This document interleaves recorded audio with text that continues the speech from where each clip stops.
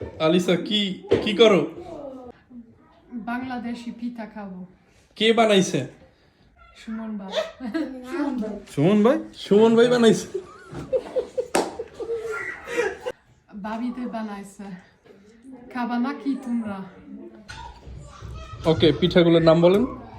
পাটিসাপটা, পাটিসাপটা, পাকন পিঠা, পাকন পিঠা, নারকেলের পুরি, ওকে,